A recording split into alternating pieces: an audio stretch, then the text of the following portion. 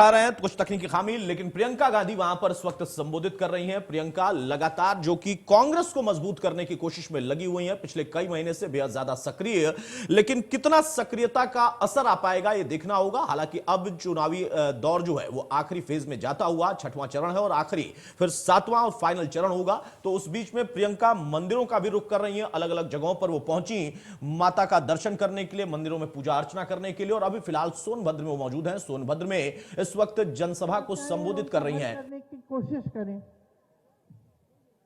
उसी तरह से बसंती पानिका जी दुद्दी में अपने लोगों की लड़ाई लड़ रही हैं और समय से लड़ती आ रही हैं। आज एक महिला है, हमारा लड़की हूं लड़ सकती हूं का नारा है, जिसमें हमने 40% महिलाओं को टिकट दिए ताकि महिलाएं भी राजनीति में भागीदार हों और आगे बढ़े, विकसित हों। उनमें से बसंती जी एक हैं और खूब लड़ रही हैं आपके लिए। तो हम जितने भी प्रत्याशी आपके सामने लाए हैं इस चुनाव में, वो ऐसे प्रत्याशी हैं जो आपके लिए लड़ना चाहते हैं, जो जी जान से आपके लिए समर्पित हैं। हम एक ऐसी राजनीति की बात कर रहे हैं, बार बार कह रहे हैं कि एक नई राजनीति होनी चाहिए उत्तर प्रदेश में, जो विकास की राजनीति हो, जिसमें आपके सामने नेता धर्म जाति की बात करने के बजाय आपके लिए रोजगार कैसे पैदा करेंगे, आपकी शिक्षा की कौन सी संस्थाएं लगाएंगे, बिजली के तार कब लगाएंगे आपके गांव आपके शहर में, किसानों के लिए कौन सी सुविधाएं बनाएंगे, छोटे दुकानदार व्यापारियों के लिए क्या क्या काम करेंगे। ये सब बातें करें कि आदिवासियों को किस तरह से विकसित करना है ताकि वो भी अपने पैरों पे खड़े हो सकते हैं और कमा सकते हैं, और जंगल का अधिकार वन का अधिकार उन्हें ठीक तरह से पूरी तरह से मिल सकता है। ये बातें होनी चाहिए आपके सामने, और हम चाह रहे हैं कि ऐसी ही राजनीति हो, ऐसे ही नेता आपके सामने आए जो ये बातें करें, क्योंकि ये आपकी समस्याएं हैं और नेता का काम होता है कि आपकी समस्याओं को किस तरह से सुलझाए और किस तरह से उनके लिए एक समाधान ढूंढे। अब देखिए, किसानों, तमाम किसानों की उत्तर प्रदेश में छुट्टे जानवर की बड़ी समस्या है।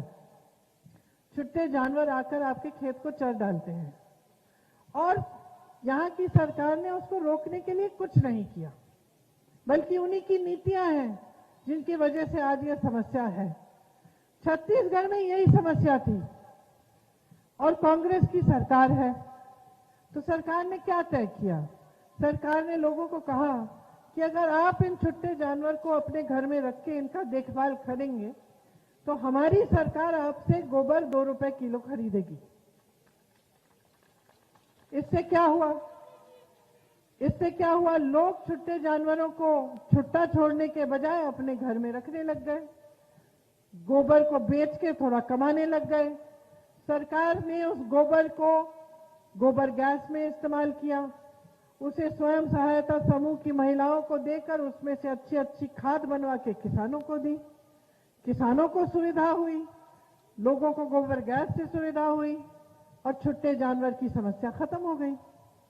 तो ये होता है जब एक सरकार की नीयत ठीक होती है और उसकी नीतियां भी ठीक होती हैं।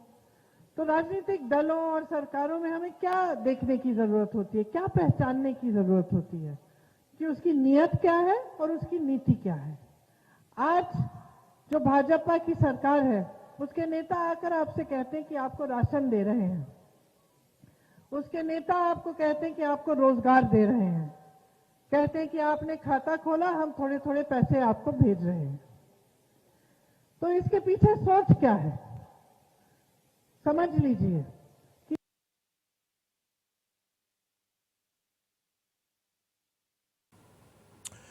तो प्रियंका गांधी का संबोधन आप सुन रहे थे। बीजेपी पर प्रहार करती हुई सीधा और ये कहती हुई कि लड़की हूं, लड़ सकती हूं का नारा हमने दिया और ऐसे कैंडिडेट को ही हमने मैदान में उतारा है जो कि आपके लिए लड़ना चाहते हैं।